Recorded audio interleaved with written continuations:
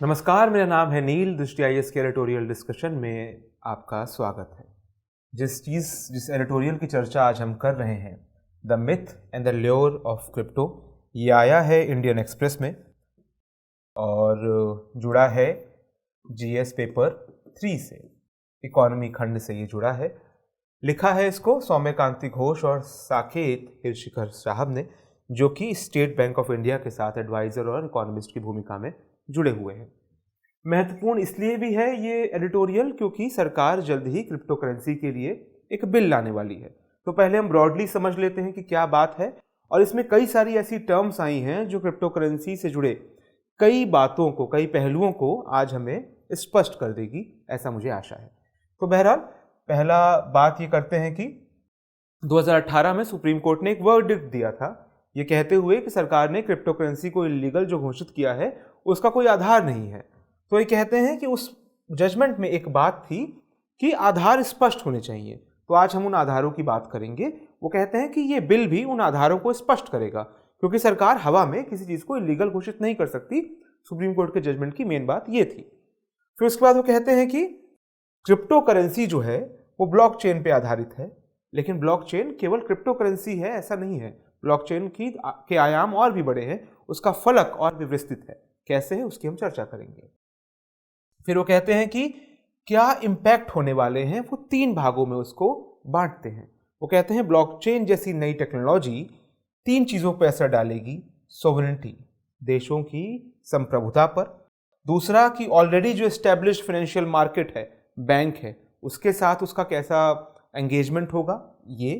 और तीसरी कि उसका वैल्यू प्रोपोजिशन क्या होगा। वैल्यू प्रोपोजिशन क्या होता है हम आगे जानेंगे। बट इन 3 बातों पर, पहला, दूसरा और तीसरी, ये 3 बातें इस एडिटोरियल में की जाएंगी कि संप्रभुता पे इसका क्या असर होने वाला है। ऑलरेडी जो एग्जिस्टिंग चैनल्स हैं फिनेंस के, चाहे वो बैंकिंग हो या सेबी हो, शेयर मार्केट के लिए जो एजेंसीज हैं जो ध्यान रखती हैं, उस पर निगरानी रखती हैं, उनके साथ इसका कैसा एंगेजमेंट होगा अगर क्रिप्टो करेंसी आती है तो। और तीसरा कि वैल्यू प्रोपोजिशन, यानी कि असल में जो फ़ायदा इससे दिख रहा है उसका कॉस्ट बेनिफिट एनालिसिस क्या है। ये फ़ायदा क्या कुछ अपने साथ नुकसान भी लेके आ रहा है, या ये फ़ायदे सच में इतने ज़्यादा हैं कि इसके साथ जो नुकसान है हम उनको वहन कर सके। यही होता है कॉस्ट बेनिफिट एनालिसिस। तो उस वैल्यू प्रोपोजिशन की भी हम चर्चा करेंगे और उसके बाद हम एक कंक्लूजन पर पहुंचेंगे। तो शुरुआत कैसे होती है? शुरुआत इस संपादकीय की ऐसे होती है कि भाई सरकार एक बिल लेके आने वाली है। बिल का आधार क्या है कि सुप्रीम कोर्ट ने 2018 में कहा था कि कुछ ऐसा तो आप बता नहीं पा रहे हैं कि जो वर्चुअल करेंसीज हैं, क्रिप्टो करेंसी हैं, ये जो वर्चुअल करेंसी हैं, इन पर रोक क्यों लगाई जाए, ये किस प्रकार से इलीगल है।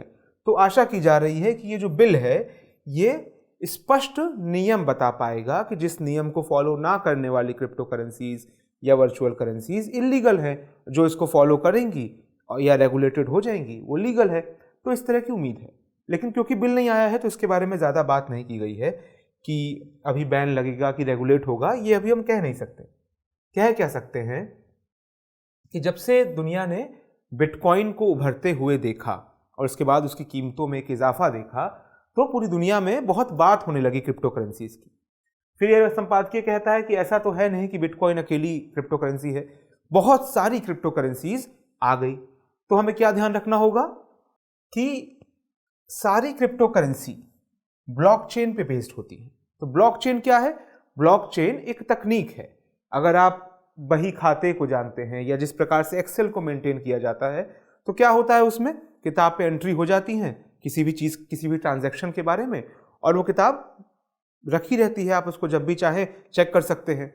ब्लॉकचेन क्या करता है, एक प्रकार से इस किताब को एक तो सार्वजनिक रखता है ताकि किसी एक आदमी के पास, किसी एक व्यक्ति या संस्थान या देश के पास उसकी एक्सेस नहीं है। वो डिसेंट्रलाइज्ड है, उसको वो सभी के सामने है। दूसरा, जो एंट्री उसमें हो गई है अब वो इररिवोकेबल है, उसमें बदलाव नहीं किए जा सकते। तो इस प्रकार से ये एक्सेल या बही खाते से अलग है, लेकिन मजमून वही है। तो वो है ब्लॉकचेन टेक्नोलॉजी। इसके बहुत सारे इस्तेमाल हो सकते हैं। एक इस्तेमाल है क्रिप्टो करेंसी, लेकिन और इस्तेमाल क्या हो सकते हैं कि अभी आरबीआई ने कहा है, आरबीआई ने अपने सैंडबॉक्स की बात कही है कि हम क्रिप्टो करेंसी से तो बहुत खुश नहीं हैं। क्यों खुश नहीं है, हम इसकी चर्चा आगे करेंगे, लेकिन हम अपने सैंडबॉक्स में चेक कर रहे हैं इस टेक्नोलॉजी को सैंडबॉक्स क्या होता है? कोई एक ऐसा छोटा कंट्रोल्ड सिस्टम जिसके अंदर आप चीज़ों को चेक कर सकते हैं। उदाहरण के तौर पे कोई गेम लॉन्च होने वाला है, कंपनी उसको सैंडबॉक्स अप्रोच के तहत अपने एम्प्लॉयज़ के अंदर चेक करती है पहले कि इसका आउटपुट कैसा है, कोई बग्स तो नहीं है, कोई कमियां तो नहीं है। ये सब जब तय हो जाता है तो फिर इसको लॉन्च किया जाता है। इसको कहते हैं सैंडबॉक्स अप्रोच। ये टर्म बहुत कॉमन हो चुकी है आज के ज़माने में। हम ये सब बात क्यों कर रहे हैं? ये हम इसलिए कर रहे हैं कि सारे क्रिप्टो भले ही ब्लॉकचेन पे बेस्ड है, लेकिन ब्लॉकचेन के और भी यूज़ हैं। आरबीआई ये कह रहा है कि क्रिप्टो के साथ समस्याएं हैं, आरबीआई ये नहीं कह रहा कि ब्लॉकचेन के साथ समस्याएं हैं। तो पहला इंपॉर्टेंट बिंदु जो हमें ध्यान रखना है वो ये कि ब्लॉकचेन और क्रिप्टो दो अलग अलग चीज़ें हैं। ब्लॉकचेन एक ऐसी चीज़ है, एक ऐसी तकनीक है रिकॉर्ड कीपिंग की, जिसके कई तरह के इस्तेमाल हो सकते हैं। जैसे कि अगर कोई ट्रांजैक्शन होने हैं तो उस अभी जो बैंकिंग सिस्टम में ट्रांजैक्शन होता है, जो भी ट्रांजैक्शन होता है वो ऑनलाइन सर्वर पे स्टोर होता है और फिर उसको दूसरी जगह पे वो मैसेज रिसीव होता है। हैकर्स उस सर्वर को हैक करके आपके ट्रांजैक्शन को हैक कर सकते हैं, उसको चुरा सकते हैं। ब्लॉकचेन टेक्नोलॉजी में ये सब सिक्योर हो जाता है क्योंकि किसी एक सर्वर में ये स्टोर नहीं हो रहा, दुनिया भर में फैले हुए तमाम नोड्स में ये इंफॉर्मेशन स्टोर होती है। हमें बहुत टेक्निकल एस्पेक्ट में नहीं जाना है, हमें बस ये समझना है कि पुराने सिस्टम से इतर ये एक नया सिस्टम है जो ज़्यादा सिक्योर है। इस सिक्योरिटी के साथ लेकिन कुछ अलग समस्याएं भी हैं जिस पर हम चर्चा करते हैं। क्या समस्याएं? कहते हैं कि क्रिप्टो के साथ समस्याओं को 3 लेवल्स पे देखा जा सकता है। पहला लेवल है संप्रभुता, दूसरा लेवल है कि अभी से जो ऑलरेडी एग्जिस्टिंग फाइनेंशियल मार्केट है उसके साथ इसका इंटरेक्शन कैसा होगा, उनके साथ ये कैसे अपना कोहेरेंस बना पाएगा, कोऑर्डिनेशन बिठा पाएगा ये सिस्टम। और तीसरा कि अगर ये सिस्टम बड़े स्तर पे आ जाता है जो ऑलरेडी दूसरे सिस्टम हैं जैसे यूपीआई है, पेमेंट बैंक हैं, इन पर इसका क्या असर पड़ेगा, तो क्या इसका वैल्यू प्रोपोजिशन यानी कॉस्ट बेनिफिट एनालिसिस ठीक है। ये 3 बातें से बात शुरुआत होती है। सोवरेनिटी पे इसका असर कैसे पड़ेगा, पहली चर्चा हम इसकी कर रहे हैं। कहते हैं कि सोवरेनिटी की शुरुआत ट्रीटी ऑफ वेस्टफीलिया 17वीं शताब्दी में एक ट्रीटी साइन हुई जिसमें कई आज के पश्चिम के देशों ने तय किया कि ट्रीटी में देशों का मतलब क्या होगा, देशों के पास क्या क्या अधिकार होंगे।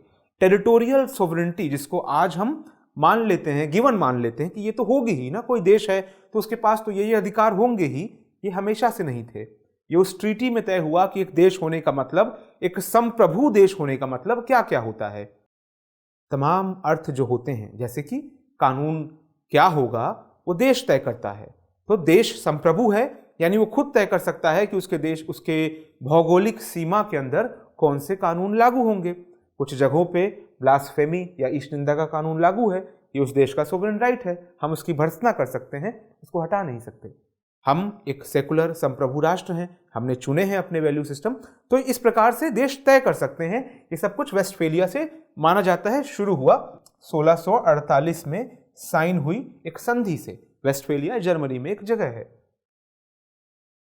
एडिटोरियल कहता है कि संप्रभुता की जो परिभाषाएं तय हुई, उदाहरण के तौर पे कानून तय करने का अधिकार, दूसरी चीज़ें, उसमें एक चीज़ और थी कि जो मॉनेटरी सिस्टम है देश की संप्रभुता का, इससे भी पता चलता है कि वो तय करता है कि उसका जो मॉनेटरी सिस्टम है, उसके यहाँ जो धन का विनिमय होता है, जो एक्सचेंज होता है, वो उसके मूल्य, उसके तमाम कानून देश तय कर सकता है।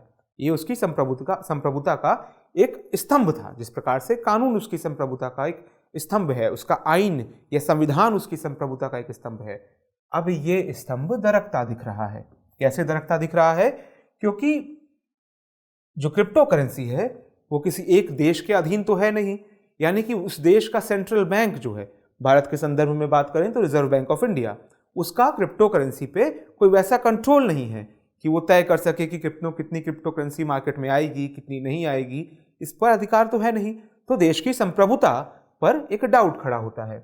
एक और डाउट इसलिए भी खड़ा होता है कि क्रिप्टो करेंसी अब आगे बढ़ के स्टेबल कॉइन्स जैसे कंसेप्ट की ओर बढ़ रही है। बिटकॉइन तो हम सबने सुना है, स्टेबल कॉइन क्या है?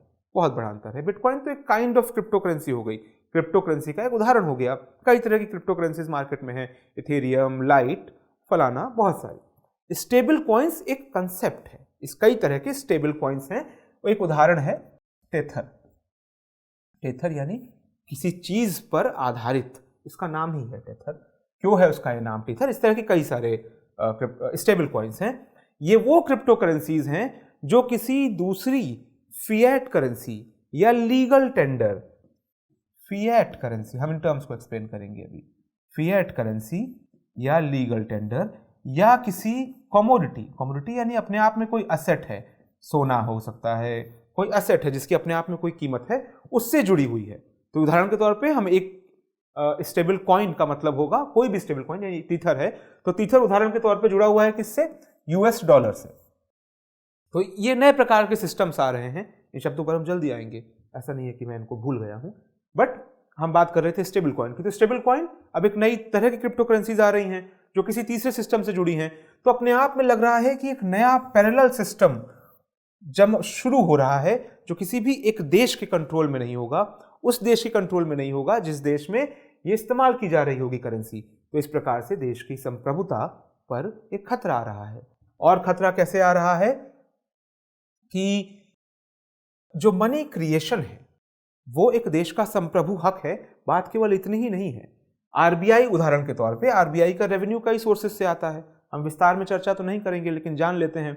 आरबीआई ओपन मार्केट ऑपरेशंस करता है, यानी बॉन्ड खरीदता है, बेचता है, तो उसमें कुछ उसको मुनाफा होता है बॉन्ड की कीमतों के घटने बढ़ने में, ओपन मार्केट ऑपरेशंस कहते हैं इसको। या आरबीआई फॉरेन करेंसी में डील करता है, डॉलर खरीदता है या बेचता है, एक समय पर खरीदता है दूसरे समय पर बेचता है, तो उसके इजाफे में अगर उसकी कीमतों में इजाफा हो रहा है, वो करेंसी मजबूत हो रही है फॉरेन करेंसी, तो भी उसको एक फायदा होता है। सिग्नोरेज, यानी कि सिग्नोरेज क्या होता है, आरबीआई जो पैसा छाप रहा है उसका फेस वैल्यू, 100 रुपये का नोट छापा, छापने में उदाहरण के तौर पे मान लीजिए 50 रुपये खर्चा आया, तो बचा हुआ 50 रुपये तो आरबीआई का एक प्रकार से प्रॉफिट हुआ, सेंट्रल बैंक का प्रॉफिट हुआ, देश का प्रॉफिट हुआ।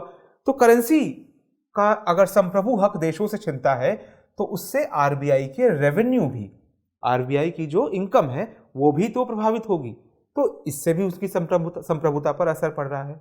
और असर क्या पड़ रहा है, हमने कहा कि बड़ी अच्छी चीज़ है ब्लॉकचेन टेक्नोलॉजी, एनोनिमिटी रहती है, यानी कि इसको आप हैक नहीं कर सकते, इसको कंट्रोल नहीं कर सकते, और किसने भेजा है, किसके पास भेजा है, इसको भी डिकोड नहीं कर सकते हैं। सरकार चाहे इसको चेक करना बहुत मुश्किल है, इसको चेक करना ऑलमोस्ट असंभव है, इसकी प्राइवेसी को भंग करना। और दूसरी चीज, कीमतें बहुत ज्यादा हैं, बहुत बड़ी वैल्यूज इसमें एक्सचेंज की जा सकती हैं। तो खतरा क्या आता है, मनी लॉन्ड्रिंग का। और खतरा क्या आता है उसी के साथ जुड़ा हुआ कि आतंकवादी जो हैं अपनी फाइनेंसिंग के लिए इसका इस्तेमाल कर सकते हैं। नार्को ट्रेडिंग का, क्योंकि नार्को ट्रेडिंग, नार्कोटिक्स यानी कि जो नशीले पदार्थ हैं, खासतौर पे ओपियोइड्स जिसमें हेरोइन, चरस जैसी चीज़ें आती हैं, उनकी भी, क्योंकि उनकी वैल्यू भी बहुत ज़्यादा होती है, तो उनकी ट्रेडिंग के लिए भी इसका इस्तेमाल किया जा सकता है। क्योंकि क्रिप्टो करेंसी एनोनिमिटी देती है, उसको पता करना बहुत मुश्किल है कि कौन इस ट्रांजैक्शन को कर रहा है। तो ये सब खतरे हैं संप्रभुता के। हमने बात की थी फिएट करेंसी की या लीगल टेंडर की। फिएट करेंसी क्या होती है, मतलब जिस करेंसी को उस राष्ट्र का बैंक यानी राष्ट्र कानून के तहत ही कह देता है कि इस करेंसी को स्वीकार किया जाएगा, यानी अब इस करेंसी को किसी को देते हैं अपने किसी ऋण का भुगतान करने के लिए। आपने एक सामान लिया, आपका एक ऋण हो गया, उसके भुगतान के लिए आप फिएट करेंसी देते हैं, तो देश का फिएट, देश का कानून ये कहता है कि दुकानदार को ये करेंसी स्वीकार करनी होगी। जो हमारे रुपए के नोट हैं वो फिएट करेंसी हैं। चेक जो है वो फिएट करेंसी नहीं है, क्योंकि दुकानदार मना कर सकता है कि हम चेक स्वीकार नहीं करेंगे। तो खैर इतनी टेक्निकल डेफिनेशन में नहीं जाना है, आप अलग से जाके पढ़ सकते हैं, बट ये होती है फिएट करेंसी। इसके साथ हम आगे बढ़ते हैं। तो हमने संप्रभुता की बात तो जान ली। दूसरी बात क्या थी कि अगर ये सिस्टम आएगा तो फॉर्मल सिस्टम के साथ। अगर क्रिप्टो करेंसी का सिस्टम आता है तो ऑलरेडी जो आधारित बैंकिंग का सिस्टम है, शेयर मार्केट का सिस्टम है, तमाम दूसरे सिस्टम्स हैं फिनेंस के, वाणिज्य से जुड़े हुए, उनके साथ ये सिस्टम कैसे अपना तालमेल बिठाएगा। तो कहते हैं समस्या ये है कि लीगल टेंडर के तौर पर, हमने बात कर ली लीगल टेंडर क्या है, जिसको सरकार ने एक वैधानिक मान्यता दी हुई है कि इसको स्वीकार किया जा सकता है ऋण के भुगतान के लिए, एक करेंसी के तौर पे, मूल्य के तौर पे स्वीकार किया जा सकता है। तो क्रिप्टो करेंसीज की लीगल टेंडर के तौर पर अभी कोई खास भूमिका है नहीं। भूमिका रही किस चीज में है, लोग इसको असेट की तरह खरीद रहे हैं कि इसकी कीमतों में इजाफा होगा तो इसको बेच देंगे। तो असेट या कमोडिटी, एक सामान की तरह इसको खरीद रहे हैं, लेकिन अभी इसको लीगल टेंडर के तौर पे मान्यता नहीं मिली है। यहाँ तक कि कुछ जगहों पे मीडियम ऑफ एक्सचेंज की भी मान्यता मिल गई है। टेस्ला कंपनी ने कह दिया कि हमारी गाड़ियों को खरीदा जा सकता है बिटकॉइन में भुगतान करके, बीच में मना भी कर दिया, बट खैर मीडियम ऑफ एक्सचेंज भी बनने लगा है, लीगल टेंडर नहीं है। सरकारों की तरफ से बहुत लिमिटेड स्तर पर ही इसको मान्यता मिली है। आप जानते हैं कुछ देशों में मिली है, एल साल्वाडोर में मिली है, वो पहला देश बना जिसने इसको लीगल टेंडर के तौर पर मान्यता दी। लेकिन क्योंकि ये बहुत लिमिटेड है तो बैंकिंग पर्सपेक्टिव से कई सवाल उभरते हैं।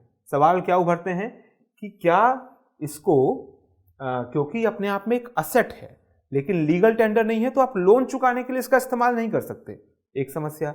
दूसरा कि असेट तो है, अगर असेट है तो क्या फिर इसको कोलेटरल की तरह बैंक स्वीकार कर सकते हैं कि कोई कहे कि मेरे पास 1 लाख रुपए का बिटकॉइन है, इसके बदले मुझे लोन दे दीजिए, क्या बैंक इसको स्वीकार कर सकते हैं? ये बैंकिंग प्रणाली के सामने सवाल है।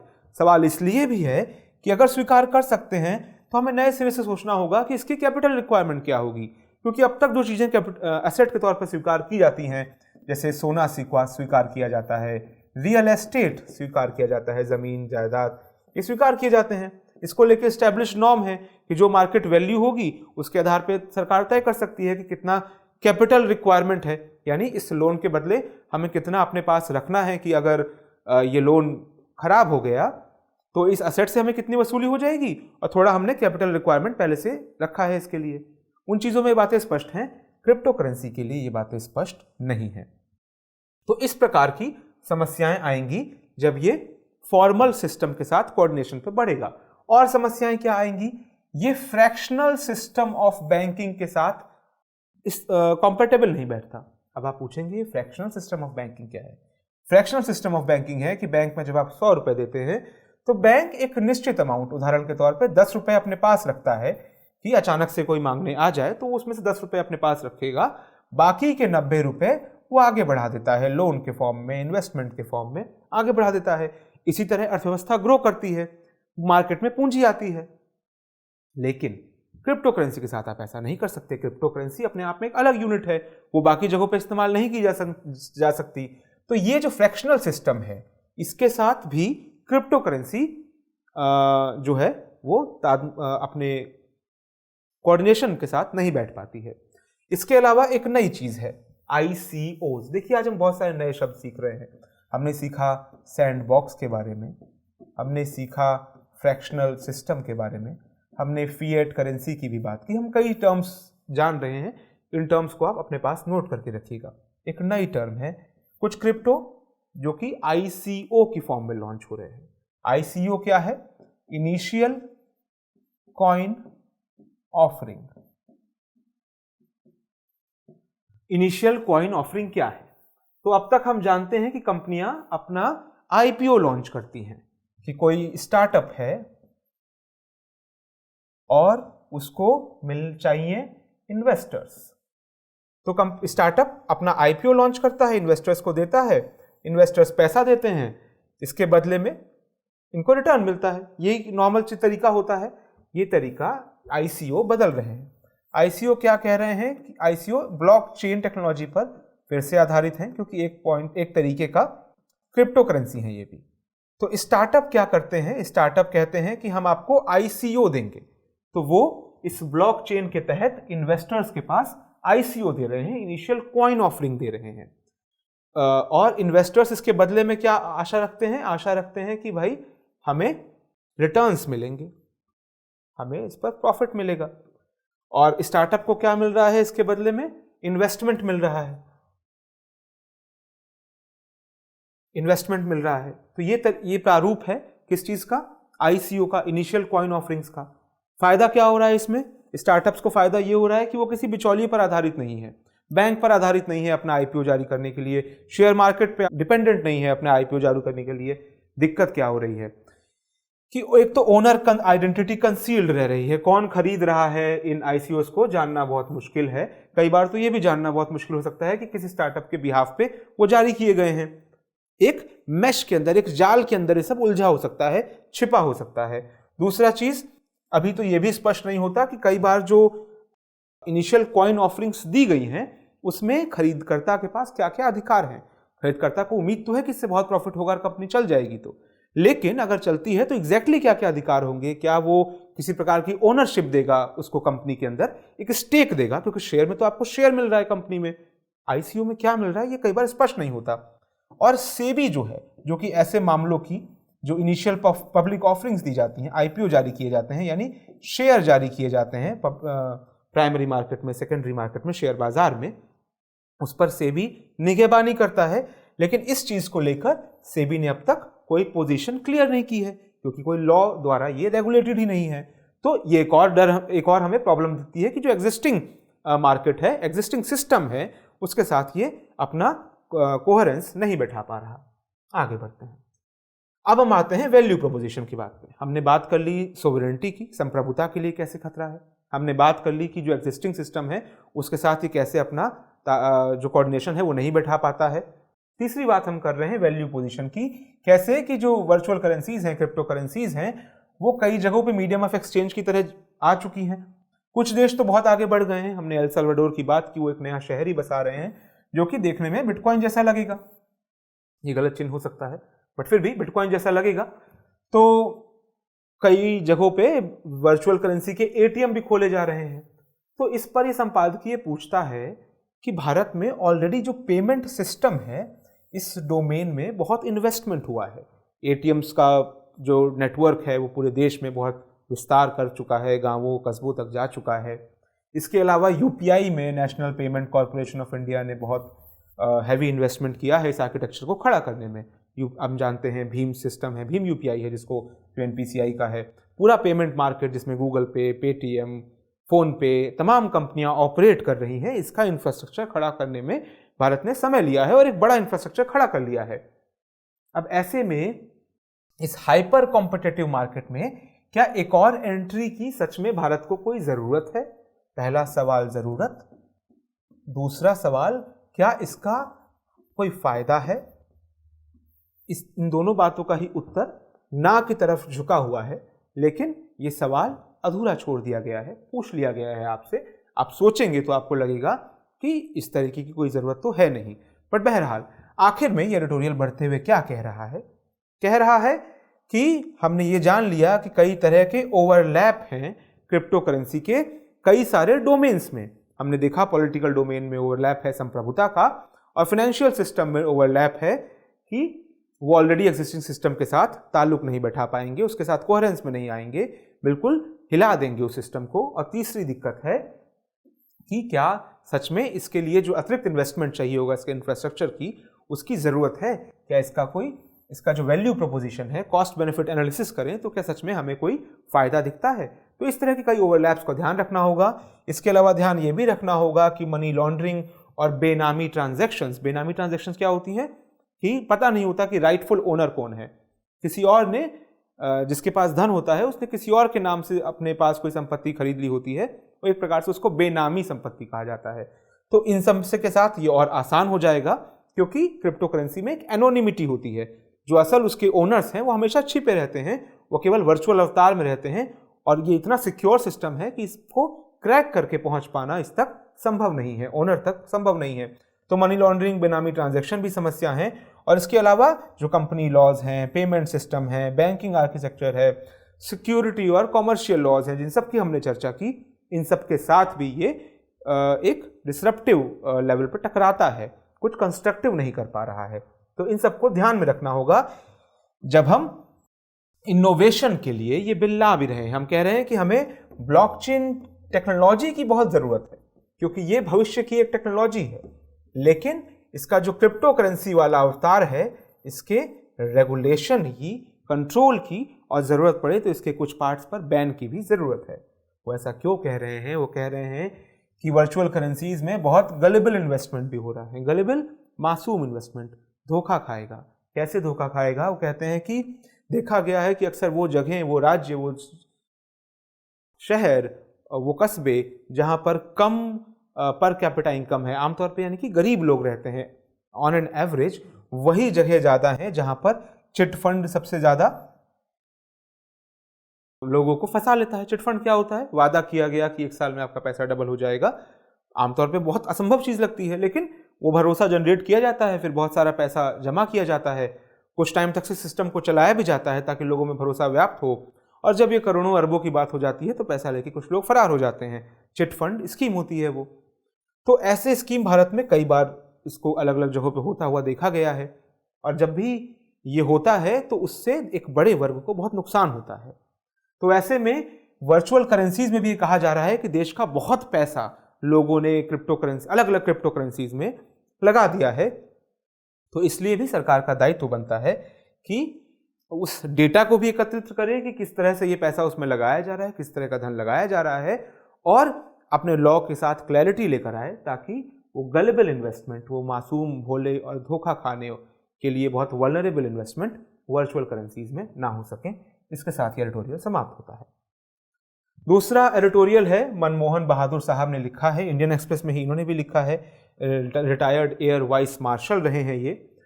इन्होंने लिखा है किस बात पर, 2001 वो साल था जब संसद पे, भारतीय संसद पर दिसंबर के महीने में हमला हुआ था। 2021 में हम आ चुके हैं, उस आतंकवादी हमले को हुए 20 साल हो गए हैं। 6 पुलिसकर्मी उसमें शहीद हुए थे, 2 पार्लियामेंट के सिक्योरिटी पर्सनल भी उसमें शहीद हुए थे, कुल मिला के 10 भारतीय उसमें मारे गए थे। तो उन सबको ये याद भी करता है एडिटोरियल, बट उस याद के बहाने कुछ सवाल भी पूछता है, कुछ बातों की ओर इशारा भी करता है। हमारे लिए पेपर 3 सिक्योरिटी यानी सुरक्षा के मसले के लिहाज से ये महत्वपूर्ण है। बात करते हैं, पहले हम ब्रॉड बात कर लेते हैं। कहते हैं कि 2001 13 दिसंबर का वो दिन, ये अपने ऑफिस में थे जब इनको गोली चलने की आवाज़ें सुनाई देती हैं। शुरुआत में इनको लगा बारात गुजर रही है, हर बार की तरह सर्दियों के मौसम में, शादियों का महीना था, मौसम था। बाद में पता चलता है कि ये गोलियों की आवाज़ असल में गोलियों की ही आवाज़ थी, कोई शादी नहीं हो रही थी, पटाखे नहीं छूट रहे थे।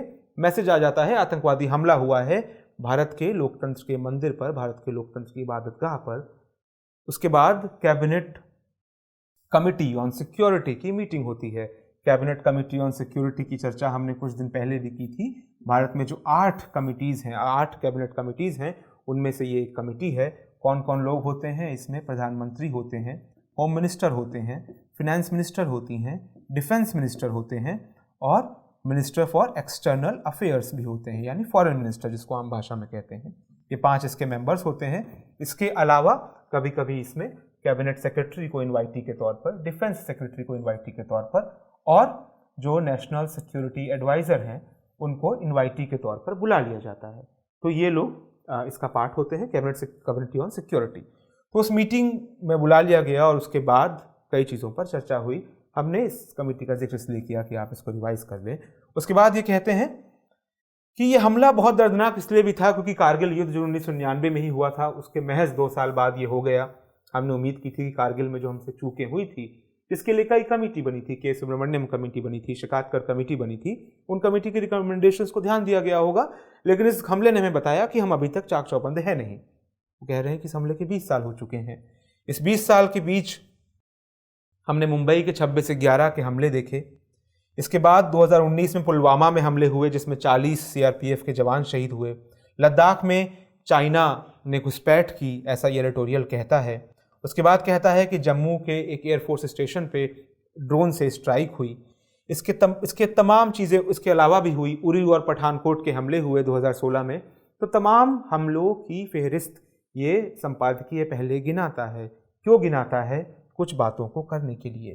पहले तो एक और भूमिका वो दे देता है, ये संपादकीय कह देता है, मनमोहन बहादुर साहब ये कह देते हैं कि इंटेलिजेंस जो है वो हमेशा 100% सच नहीं हो सकती, ये बात ठीक है।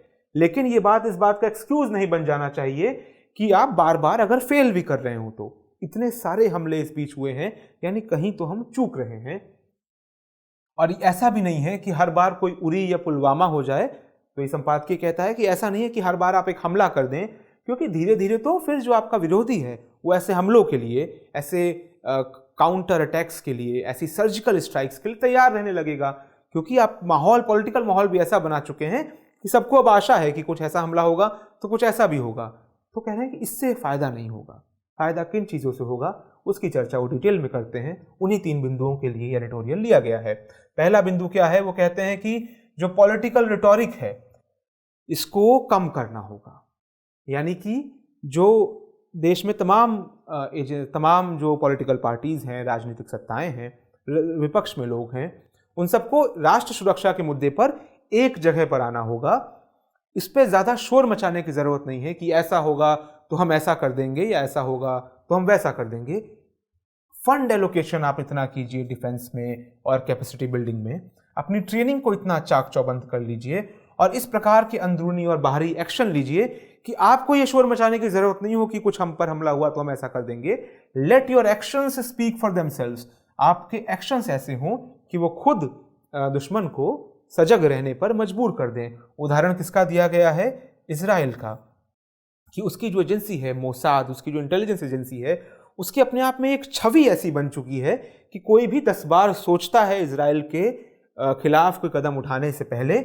और इसके अलावा वो मैसेजिंग भी इतनी हाई रहती है, उनका इंटेलिजेंस मैकेनिज्म इतना तेज है कि हमेशा जो एडवर्सरी है वो रिएक्ट कर रहा होता है, वो अपनी स्ट्रेटजी इजराइल के अकॉर्डिंग बदल रहा होता है, बनिस्बत भारत जैसी जगहों पर जहां पर कि भारत रिएक्ट कर रहा होता है। हर नए खतरे के लिए एक नई एजेंसी बनाई जा रही होती है, नए कानून बनाए जा रहे होते हैं। वो कह रहा है कि हमें रिएक्टिव नहीं रहना है, हमें अपनी व्यवस्थाओं को इतना चाक चौबंद कर रखना है कि विरोधी जो है वो रिएक्टिव होने पर मजबूर हो जाए और ज़रूरत पड़े तो हमें काइनेटिक स्ट्राइक यानी बहुत फुर्तीली स्ट्राइक करने के लिए तैयार रहना चाहिए। लेकिन वो एक हमेशा का वो नहीं रह सकता कि जब भी कुछ होगा हाँ स्ट्राइक तो हो ही जाएगी। नहीं नहीं, स्ट्राइक एक तुरुप का पत्ता है, तुरुप के पत्ते को मौके पे निकाला जाना चाहिए।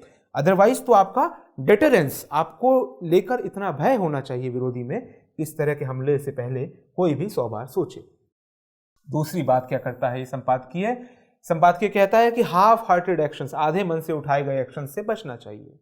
किस प्रकार का? उदाहरण देते हैं कि इस पार्लियामेंट पर जब हमला होता है 2001 में, तब की सत्ता ये तय करती है ऑपरेशन पराक्रम लॉन्च किया जाएगा। ऑपरेशन पराक्रम के लिए 10 महीनों तक लाखों सैनिकों को, मिलियंस ऑफ सोल्जर्स को बॉर्डर पर भेज दिया जाता है। युद्ध नहीं होता है। ये संपादकीय ये भी नहीं कह रहा कि युद्ध होना चाहिए था। वो संपादकीय कह रहा है कि हमने पाया क्या ऑपरेशन पराक्रम से? हमने बिना युद्ध किए उस ऑपरेशन पराक्रम में अपने 1874 सैनिकों को खो दिया। अरबों रुपए इस पूरे बड़े सिस्टम को चलाने में, लॉजिस्टिक्स में, मूवमेंट में खर्च हो गए। कई तरह के इक्विपमेंट्स खराब हुए होंगे रखरखाव की ज़रूरत के अभाव में, या उस तेज़ी में जिस तेज़ी में वो मूवमेंट हुआ था, सीमा की तरफ कूच हुआ था, उससे हमने पाया क्या? वो कह रहे हैं कि असल में ज़रूरत है कि एक विस्तृत पॉलिटिकल स्ट्रेटजी हो, लॉन्ग टर्म में स्ट्रेटजी हो। 1 साल में हमें ये पाना है, 5 साल में ये पाना है, 10 साल में हमारा ऑब्जेक्टिव ये है। यानी कि एक लॉन्ग टर्म पॉलिटिकल स्ट्रेटजी हो जिसके पीछे क्या हो, केवल स्ट्रेटजी से काम नहीं चलता है। जरूरत क्या हो? सस्टेनेबल और credible hard power capability. Hard power क्या हो? कि आपकी सेनाएं इतनी चाक चौबंद हो कि आपकी जो स्ट्रेटजी है उसके पीछे आपको पता हो कि इसको बैक करने के लिए हमारे पास हमारी डिफेंस ताकत भी है। तीसरी बात ये क्या करता है एडिटोरियल? कहता है कि पार्लियामेंट हमले ने यह भी बताया कि जो हमारा खुद की जो अभी सिस्टम है, खुद के जो लोग हैं, उनमें बहुत ज़्यादा डिसेंट है। कुछ जगहों पे समस्याएं हैं जिसको हमारा विरोधी इस्तेमाल करता है, क्योंकि कोई भी आतंकवादी हमला बिना लोकल इंटेलिजेंस के तो हो नहीं सकता, बिना लोकल हेल्प के हो नहीं सकता। और इस प्रकार की चीज़ें बहुत बार देखी गई हैं। चाहे LTTE का आतंकवादी हमला हो, जब राजीव गांधी की हत्या की जाती है तो उसमें भी लोकल लोगों का साथ रहा। चाहे पार्लियामेंट का हमला हो, उसमें भी लोकल लोगों का साथ रहा। तो ये एडिटोरियल कहता है कि वो सामाजिक व्यवस्था जो ऐसे इवेंट्स को पनपने का मौका देती है, वो भी इसके लिए जिम्मेदार है। वो माओ को कोट करते हैं, आप चौंकेंगे। माओ तो एक तानाशाह था, एक प्रकार का अथॉरिटेरियन लीडर था, बहुत सम्मान से नहीं देखा जाता एक लीडर के तौर पे, राजनीतिक लीडर के तौर पे, लेकिन मिलिट्री स्ट्रेटजिस्ट के तौर पर उसकी एक अपनी अहमियत है। और ये भी बात बड़ी है कि हम अपने एडवर्सरीज को भी, जिनसे हम सहमत नहीं हैं, उनमें भी अगर कोई मौजू बात हो, कोई बड़ी बात हो, मुकम्मल बात हो, तो उसको जाने। माओ क्या कहते हैं? माओ कहता है कि गुरिल्ला वॉरफेयर में गुरिल्ला ऐसे है जैसे समंदर में तैरती एक मछली, जिसको पकड़ पाना बहुत मुश्किल है, आपको पूरा समंदर सोखना होगा। ये संपादकीय कहता है कि जिस प्रकार से पूरा समंदर सोखना पड़ता है ऐसी मछलियों को मारने के लिए, हमें उस प्रकार के सोशल डिस्कॉर्ड को खत्म करना होगा, उस सामाजिक समरसता के आड़े आ रही चीज़ों को खत्म करना होगा जो ऐसे चीज़ों को, ऐसे एलिमेंट्स को पनपाती है। उनको जगह देती है पनपने की, अपनी विचारधारा को फैलाने की, जिनसे कि विरोधी जिनका फ़ायदा उठा सके। तो इस बात पर यह संपादकीय कहता है कि इसलिए हमें पहले बिंदु पर वापस लौट जाना चाहिए, इस बात को सुन के, कि एक बाई पार्टीसन एग्रीमेंट होना चाहिए कि हम देश के साथ यूं खिलवाड़ नहीं करेंगे कि हम ऐसे देश को इस प्रकार से बांटें कि कुछ ऐसे एलिमेंट्स पैदा हो जाएं जो देश को ही बाद में नुकसान पहुंचाएं। तो इन सब चीज़ों को करना ज़्यादा महत्वपूर्ण है अगर सच में हम उन 10 भारतीयों को श्रद्धांजलि देना चाहते हैं जो आज ही के दिन 20 साल पहले भारतीय लोकतंत्र के मंदिर की रक्षा करते हुए शहीद हो गए थे। तो ये थे आज के 2 संपादकीय। कल हम मिलेंगे भारतीय अखबारों के सबसे महत्वपूर्ण संपादकीयों के साथ। तब तक के लिए धन्यवाद।